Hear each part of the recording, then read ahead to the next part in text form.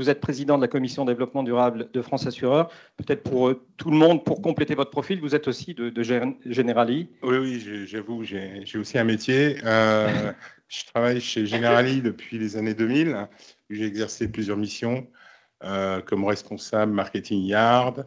Ensuite, j'ai été inspecteur général vie. Donc là, j'ai fait du terrain et beaucoup de business. Ensuite, j'étais directeur de la communication adjoint. Et puis, en faisant ça, plus j'en faisais, ça c'était dans les années 2008, plus j'avançais, plus je trouvais que assurance et développement durable, c'était un gros pléonasme, parce qu'en fait, notre métier, le métier de l'assureur, de mutuelle, l'ensemble de l'écosystème, il est impacté partout, évidemment par le climat, évidemment par les changements démographiques, les mouvements sociaux, les évolutions technologiques, démographiques. Et finalement, voilà, je suis amené, j'ai quitté je faisais moins en moins de com, de RP, je faisais de plus en plus de développement durable, et donc j'ai créé la fonction. Et depuis, voilà, ça m'anime depuis plus de 10 ans, et je suis, comme je le disais, j'ai pas l'impression de travailler, j'adore mon job.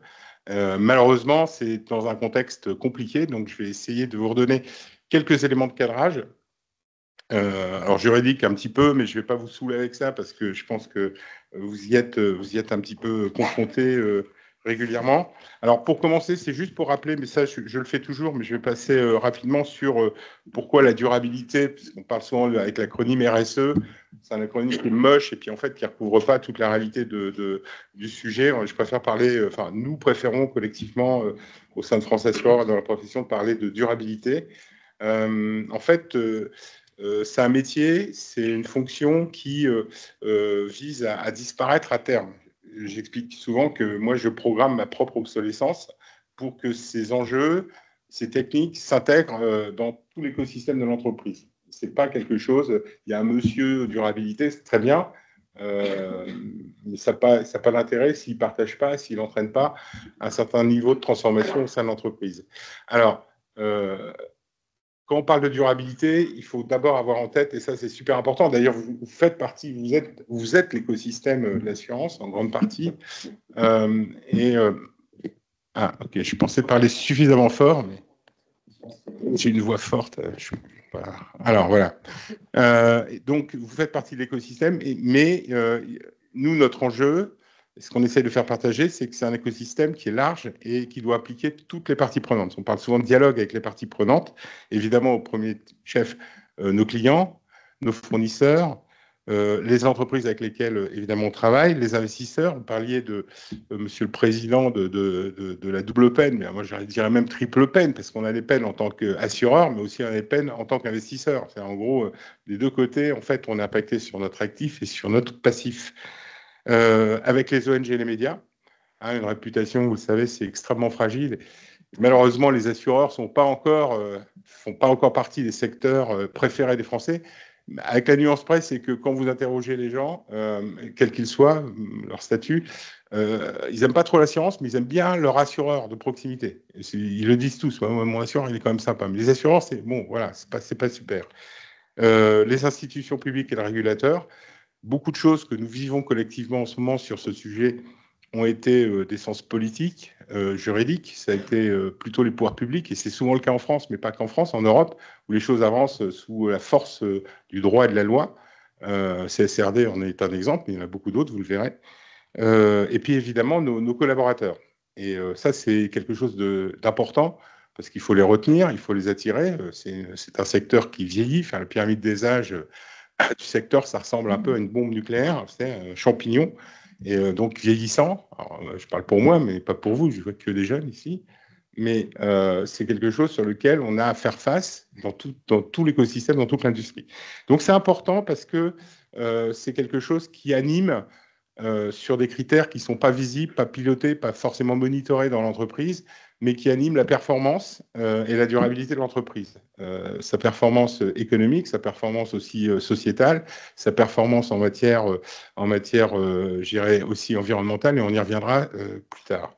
Alors, je vais zapper, je vais accélérer. Ça c'est un slide que j'aime beaucoup, parce que finalement, alors, on a une idée à peu près, générale de quels peuvent être les impacts de la transition écologique, mais en fait, on pourrait dire quels peuvent être les impacts du dérèglement climatique. Alors, on met le climat comme la queen matrix totale et absolue, définitive de tous les enjeux de la planète. En fait, on pourrait rajouter la biodiversité. De mon point de vue, l'effondrement de la biodiversité, c'est un mal à bas bruit. Ça, en fait, personne ne le voit. Quand une espèce disparaît, c'est vivant. Ça ne fait pas la une des journaux. Pour autant, c'est certainement ce qui nous touchera le plus vite et à des termes beaucoup plus courts que le climat. Et ça, c'est vrai que c'est quelque chose qui n'est pas encore complètement porté. Il y a des réglementations qui se préparent, mais c'est un enjeu clé pour notre survie, la survie de l'espèce. Alors, pas de la planète, la planète, on s'en fout. Je dis souvent, là, je parle de l'espèce humaine. C'est en fait les scénarios des collapsologues, juste une micro-parenthèse, prévoient effectivement un effondrement si on ne fait rien, si on atteint les 4 degrés dans les dizaines d'années qui viennent, un effondrement planétaire au niveau démographique de l'ordre de 87%. En gros, l'espèce humaine va survivre, mais pas sur le même volume. Et je vous passe pas les périodes de transition que ça génère. Donc ça, il faut en avoir conscience. Je suis pas un collapsologue à titre personnel, mais enfin, on voit bien ce qui se passe quand même sur un certain nombre de terrains, territoires dans le monde, etc. Et bien souvent, les crises majeures que nous connaissons ont pour origine des crises climatiques. Je rappelle toujours en Syrie et tout ce qui s'en est suivi. Enfin, ça, j'ai pas besoin de faire un dessin.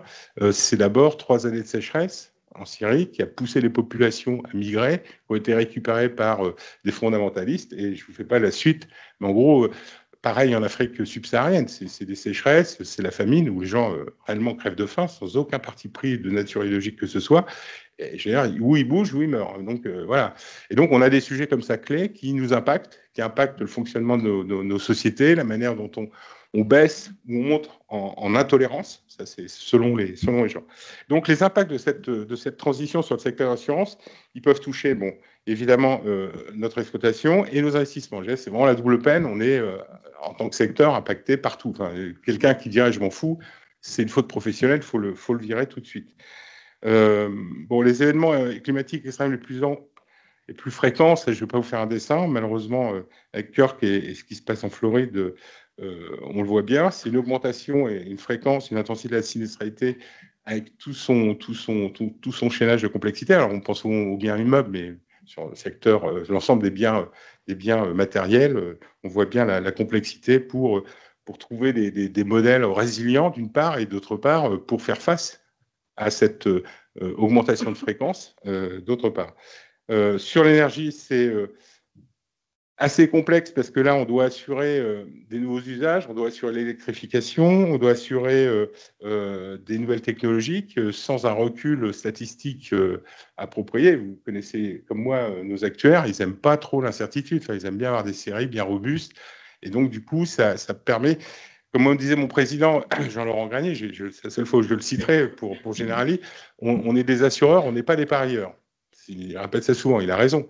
Et donc, du coup, voilà, comment on fait pour encadrer ces nouveaux risques, ces nouveaux aléas, ou cette faiblesse d'aléas, on va plutôt dire, pour continuer à faire notre métier et assurer une forme de mutualisation. Et ça interroge vraiment le projet. On va jusqu'à parler maintenant, je pense que vous lisez un peu la presse professionnelle, d'inassurabilité. C'est la négation même de notre métier. Enfin, je veux dire, on ne peut pas aujourd'hui, et donc, je vous rassure, il y a des solutions techniques.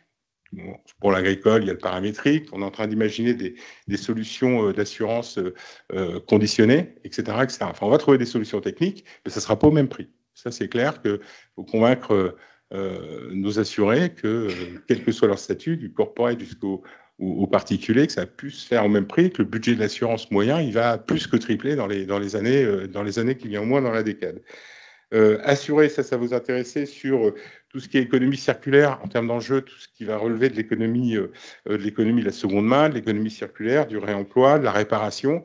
Et ça, c'est des chaînes de gestion sur lesquelles je pense que vous allez tous, ou certains d'entre vous, intervenir, qui sont assez, pas nouvelles en tant que telles, l'idée, mais intégrées pleinement dans nos processus pour que ce soit sans couture pour le client, complètement transparent. Il y a une modification des usages, et là aussi, ça entraîne une modification de notre industrie. Tout ce qui va toucher, je l'évoquais tout à l'heure, les ressources et la biodiversité, ça c'est un enjeu fort parce que en fait, on est dans un monde où les ressources sont limitées. Hein. Vous savez que on consomme plus que la Terre pour régénérer de plus en plus tôt dans l'année. Et de toute façon, d'une manière générale, géographiquement, c'est évidemment réparti de manière inégale avec les tensions géopolitiques que vous connaissez. Et alors la France, on a la chance d'être un pays de cocagne, mais c'est pas partout pareil. Mais en tout cas, si on n'y prend pas garde, peu d'analyses sont faites aujourd'hui dans le circuit de l'approvisionnement, y compris sur des matériaux que vous utilisez indirectement, qui sont de plus en plus chers, qui sont de plus en plus rares et qui deviennent des ressources stratégiques. Et là-dessus, s'il n'y a pas d'observatoire qui nous dit attention sur tel type de ressources, il va y avoir une tension, soit géopolitique, soit tout simplement parce qu'il y en a de moins en moins où aller, de plus en plus cher, ça va nous poser un problème. Et pour les véhicules électriques, c'est un vrai sujet. Bien sûr, sur les investissements, là, ce que je disais, c'est assurer des investissements sans aucun recul, avec des risques colossaux. Gérer le risque réputationnel, ça, c'est pas quelque chose de neutre. Hein. Une réputation, ça met très longtemps à se construire. C'est très rapidement perdu. Et donc, du coup, il faut qu'on ait un niveau de transparence dans nos activités en tant que gestionnaire d'actifs, mais aussi en tant que gestionnaire de passifs, qu'on soit très transparent. Enfin, sur petite ligne, je comprends pas, etc. Enfin, le langage BR, c'est pas quand même la monnaie la plus répandue chez nous et je dirais dans l'ensemble de l'écosystème.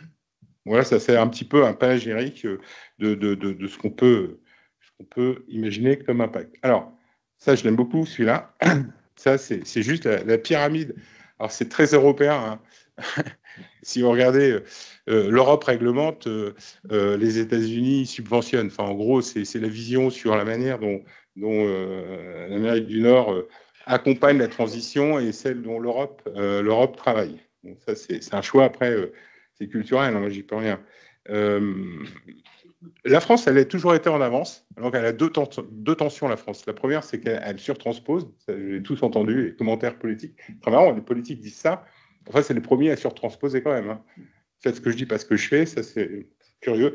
Donc, on a eu des textes qui sont très intéressants et très utiles. La loi Pacte, la loi énergie-climat, fameux article 29 pour les spécialistes en matière d'investissement, la loi climat et résilience. On a eu aussi la loi, alors elle est passée un peu sous le scope, la loi sur le devoir de vigilance. Alors maintenant, on a un texte réglementaire qui s'appelle CSDDD, Corporate Sustainability Due Diligence Directive. C'est exactement la même chose, sauf que la France l'a fait en 2017. Donc voilà, très en avance sur ces sujets. Voilà. En gros, la plupart des textes sont d'origine européenne, enfin, comme 85% des textes qui nous animent aujourd'hui, dans lesquels on vit d'un point de vue juridique, sont européens. Hein, c'est pas les législations françaises, c'est la transposition. Sur ce qui nous concerne plus, nous, en serveur, ça a été cité par le président, évidemment, la CSRD. Alors, c'est vraiment quelque chose de ne pas apprendre, je ferai un petit focus après, mais pas prendre à la légère, parce que c'est, en matière de transparence, c'est aussi une façon dont le législateur va nous imposer d'être transparent. Et quand on dit nous, c'est l'ensemble de la chaîne de valeur de l'industrie de l'assurance, qui vous inclut. Hein. Et donc, derrière, il va falloir qu'on explique à chaque fois, à travers des analyses de matérialité, de double matérialité, ce qui nous impacte, ce qui est important, ce qui porte des enjeux dans notre secteur. Les ressources que j'indiquais, c'est pas neutre. Le droit humain, l'impact que ça peut avoir sur l'environnement, etc. Et qu'il va falloir expliquer, c'est en quoi nous ne nuisons pas, il va falloir le justifier, à l'environnement. Je prends juste cet exemple, il y en a beaucoup d'autres. Et ce côté dual of arm, c'est vraiment important. Et donc, du coup, il va falloir qu'on soit transparent sur l'ensemble de notre chaîne de valeur, qu'on la décrive et qu'on explique quelles sont les métriques et quelles sont les trajectoires, et pas seulement pour le carbone, pour essayer d'être moins nuisible ou d'améliorer. En gros, toutes les externalités négatives, il va falloir qu'on les monitore et qu'on soit de plus en plus responsable sur ces sujets. C'est pas inintéressant, c'est complexe, et on n'est pas forcément tous équipés pour le faire, et ce qui rend le sujet compliqué. Hein. Vous savez que CSRD, c'est 1200 data points et 1200 données à gérer. On va avoir en 2027, moi j'y crois pas encore, je crois que ce sera plus tard, un référentiel sectoriel sur l'assurance. Donc qui spécifiera de façon plus précise là où on devra discloser, enfin reporter. Voilà. On nous demande également d'écrire, y compris sur le côté passif, via le règlement taxonomie verte, l'ensemble des activités qui concourent à la transition. C'est une exigence réglementaire. Et donc, on nous demande de définir un pourcentage de primes aligné, je dirais, à cette taxonomie. Alors, c'est pas énorme, hein. Je crois, le chiffre moyen, mais je vais dire une bêtise, c'est inférieur à 5%. En gros, pas beaucoup d'activités qu'on assure qui sont forcément très alignées à cette taxonomie verte. Après, le cadre est quand même assez rigoureux. Je peux citer évidemment, je l'ai dit, la directive de devoir de vigilance. Ça c'est important. C'est en gros de faire en sorte que dans l'ensemble de notre chaîne de valeur, que ce soit très en amont ou très en aval, là où on est donneur d'ordre, là où on a de l'influence, nous respectons bien les droits humains. En fait, c'est une directive qui est très issue, rappelez-vous, il y a quelques années, du drame qui s'était passé au Plaza Rana, où effectivement les grands donneurs d'ordre, Célio, etc., quelques grandes marques, évidemment, n'étaient pas très vigilantes sur la façon dont l'entreprise, en fait, appliquait, respectait les règles en matière de sécurité, notamment. Et donc, quand tout s'est effondré sur quelques 300 femmes, je crois qu'il y en a très peu qui ont survécu, ça a un peu alerté la communauté internationale, d'où ce règlement. Enfin, ils ont mis quand même 15 ans avant de faire un règlement, enfin, au niveau européen. C'est quand même pas des rapides. Hein. La France a réagi plus vite en sortant en 2017.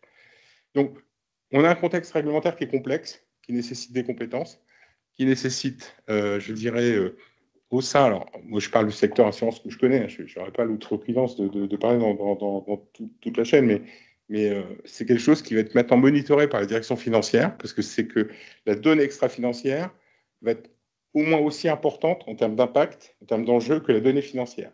Et en plus, elle a une qualité qui est intéressante pour nous, les analystes ESG, c'est qu'elle est, elle est infiniment plus prédictive d'un risque à venir que la donnée financière. Et donc, la qualité de la mesure va nous permettre de nous challenger sur un certain nombre d'enjeux, sur tous les enjeux, d'intégrer toutes les parties prenantes, parce qu'on ne peut pas agir seul, et de faire en sorte, effectivement, comment on va améliorer.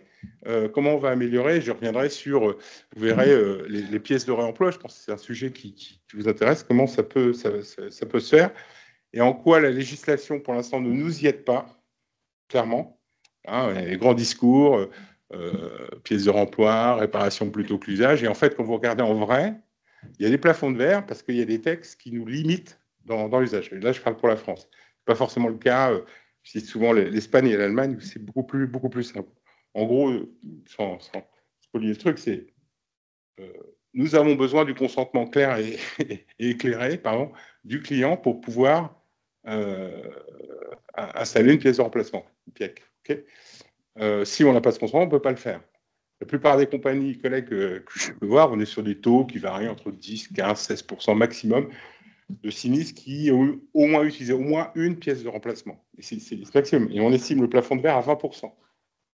Et donc, du coup, France Assureur, un certain nombre d'acteurs sont en train de se mobiliser, en train de réfléchir à comment on peut faire tomber cette contrainte du consentement si on garantit la viabilité de la pièce, son efficience, il n'y a pas de raison de ne pas le faire, sans avoir besoin du consentement du client. Là, ça permettra de faire évoluer. Donc, il y a ce facteur, il y a d'autres sujets. Bon, je vais passer assez vite sur la CSRD, parce que j'en ai déjà évoqué. J'y porte votre attention. Je pense que la plupart des entreprises ici, sauf les compagnies, n'y sont pas encore éligibles. Mais en fait, en vrai, la manière dont on nous demande de reporter inclut en fait de capter de la data qui va probablement venir de chez vous. Parler de mesures de carbone, mais ça ne va pas être la seule. Et donc, du coup, on va devoir aussi vous questionner sur un certain nombre de sujets et donc, du coup, vous impliquer. Et ce n'est pas inintéressant, mais ça veut dire que c'est de la ressource. Donc, c'est de la bande passante aussi pour vous. Et vous n'êtes pas non plus toutes et tous dans les entreprises avec des fonctions support infinies. Et ça, c'est un peu le problème. C'est le problème généralement de beaucoup des PME en France. En tout cas, comme c'est une contrainte forte, auditée, qui va aussi intégrer la notation et l'évaluation des entreprises. Alors, je ne parle pas de mutuelles, mais des entreprises comme Generali, AXA, enfin les entreprises cotées. La notation extra-financière pèse environ, dans l'évaluation du titre, plus de 30%. C'était moins de 10% il y a 15 ans. Aujourd'hui, c'est plus de 30%. Donc ça, c'est des critères sur lesquels, effectivement, on porte aussi pour cette raison, une attention importante. On ne peut pas voilà, dire ouais, c'est pas grave, c'est de la com sociétale. Sa mise en œuvre, elle touche toutes les parties prenantes de l'entreprise, que ce soit la stratégie, son pilotage, son contrôle interne de la conformité, sur le data management, ça c'est important, je pense que vous êtes tous conscients de l'importance de la data et la manière dont on va pouvoir les utiliser. Quand on parle de data, on pense à des fichiers, etc. En fait, non, le vrai concept de la data aujourd'hui, c'est une data en temps réel. En gros, être capable, en temps réel, de pouvoir la traiter, alerter, échanger en temps réel avec l'ensemble de nos parties prenantes, quelles qu'elles soient. Et donc, cette mise en œuvre de la CSRD va avoir des impacts. On va dire, là, on est préparé pour... on doit reporter en 2025 sur l'année 2024, ça c'est ce que disait Tex. Après, il y aura d'autres entreprises de taille moins importante. Et petit à petit, l'ensemble de l'écosystème entrepreneurial européen va être impliqué. Là, j'étais hier avec un spécialiste de la Commission européenne qui commence à travailler sur un référentiel pour les PME. Et donc, avec un niveau de reporting, ça va toucher tout le monde. Donc, de toute façon, vous dire, ils nous emmerdent, c'est de la... Non, ça va toucher tout le monde. Et autant se mettre en ordre de marche parce que le choix des assureurs, le choix des fournisseurs se fera aussi sur la qualité du reporting. C'est-à-dire quelqu'un qui ne reportera pas ou qui ne fournira pas la donnée, l'information et la transparence requise, bien sûr par les textes et ou pour l'utilisation de sa propre analyse ESG, il va être pas sorti, mais il y aura des difficultés à pouvoir continuer des relations saines. Pour terminer, je voudrais évoquer, parce qu'on est quand même chez France Assureur, un certain nombre de travaux qui animent en fait la commission que j'ai l'honneur de présider, avec d'autres commissions, beaucoup, les commissions Cadora, commission de dommages, qui monitorent les sujets sur lesquels vous êtes probablement les plus proches. En tout cas, on intervient de façon transversale à peu près dans toutes les commissions. Donc d'abord, on travaille beaucoup sur la chaîne de valeur. J'en ai donné quelques exemples, que ce soit en matière de souscription, que ce soit en matière d'investissement, que ce soit en matière d'emploi en tant qu'employeur. On a un très très gros employeur, c'est des centaines de milliers de personnes.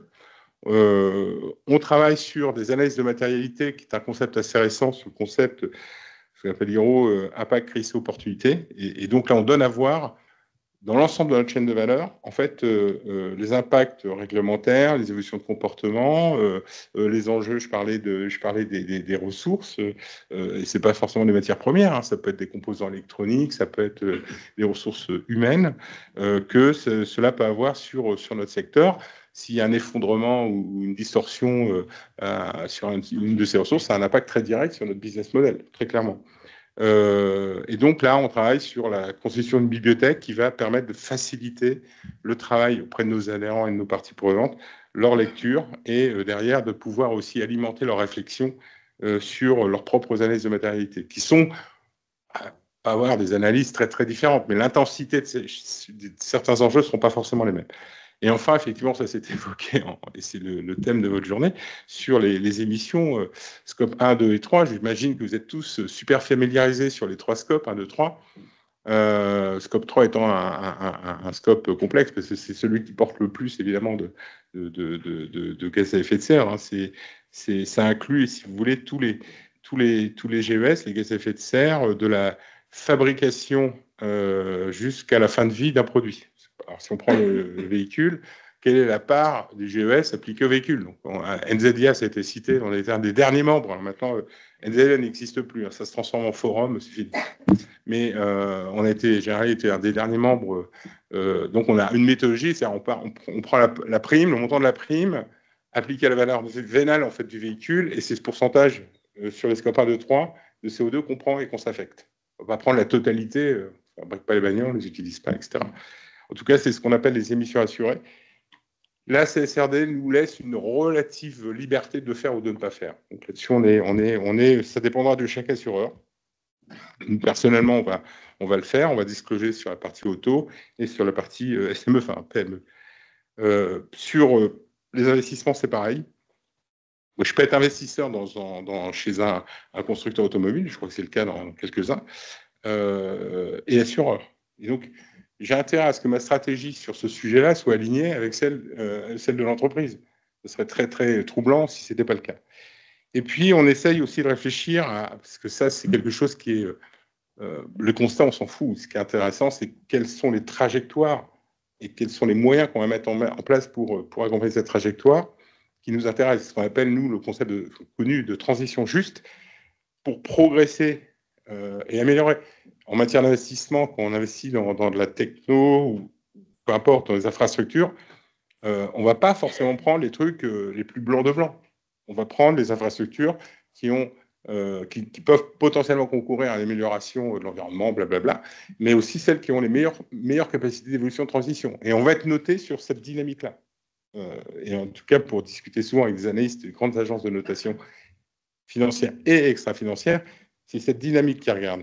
Il va y avoir un constat, je peux cacher le carbone très facilement. Quand je suis sorti du charbon, on n'a plus de charbon. Sauf que le charbon, il n'a pas disparu. Hein. Vous avez des milliardaires comme Krasinski, le charbon continue à exister, le carbone, il continue à exister. Il n'a pas été... c'est parce que les investisseurs se sont retirés, il n'a pas disparu. Donc, il faut être aussi vigilant par rapport à ça et dire, voilà, je déporte pas chez le voisin ou chez le fournisseur N-5 mes sujets carbone en disant, non, mais moi, j'ai rien à voir. C'est pas moi qui ai fait. Et donc, en gros, les plans de transition, ça va être explicité à travers des business cases, à travers des exemples très pratiques, très concrets, comment on va vous accompagner, comment on va accompagner la chaîne de valeur. Je parlais de la PIEC, je pourrais parler de la réparation plutôt que le remplacement. Et là, c'est dans un intérêt bien compris des parties. On le fait, alors je mets l'auto de côté, mais plutôt avec la PIEC, mais si je prends la partie, tout ce qui est blanc à la maison, etc., les modèles aujourd'hui sont extrêmement rentables. Ça répond vraiment à une attente, je dirais, de nos consommateurs. Je ne parle pas des jeunes, hein, je peux tout confondu. Il y a une vraie dynamique et quelque chose qui, pour des raisons de pouvoir d'achat, il ne faut pas se cacher derrière son petit doigt, mais aussi pour des raisons de délai, les fournitures de pièces qui sont compliquées à trouver, etc. Maintenant, avec la réparation, je prends les exemples d'Arty, Fnac, Boulanger, mais maintenant vous avez des réseaux de type Spareka qui sont aussi en capacité d'accompagner nos clients très concrètement pour réparer, faire des tutos, fournir les pièces. En Spareka, c'est surtout un gros stock de pièces de réparation et de vous accompagner pour réparer. Et ça, c'est une tendance de fond. La seconde main, enfin, je sais pas, vous avez sûrement des enfants, des filles, des femmes, des maris qui utilisent Vinted. C'est un truc, il y a quelques années, bon, c'est un peu de business, mais maintenant, c'est un chiffre d'affaires colossal. Et ça, on voit bien que cette culture va nous permettre de l'installer. Simplement, nos modèles économiques qui ne sont pas encore là. Et puis, on a les problèmes que j'indiquais, notamment au niveau juridique. OK. Vous avez des questions? Alors, moi, j'ai des questions. Merci en tout cas pour cette vision qui est très macro, qui nous amène sur quelque chose de très large. Je voudrais vous faire réagir, François, sur quelque chose que vous avez dit. Vous avez dit tout à l'heure, la PIEC, c'est un plafond de verre 20%. Donc, vous voudriez l'avoir plus imposé. Comment y parvenir? Ça, c'est ce que je disais tout à l'heure, c'est de la négo avec les parties prenantes, c'est-à-dire en fait les pouvoirs publics, les élus. On ne peut pas aujourd'hui demander à des entreprises comme les assureurs de pousser tous ces sujets en maintenant des contraintes réglementaires et législatives. Et donc là, l'enjeu, c'est donc on modélise ça, y compris économiquement, en disant, voilà, si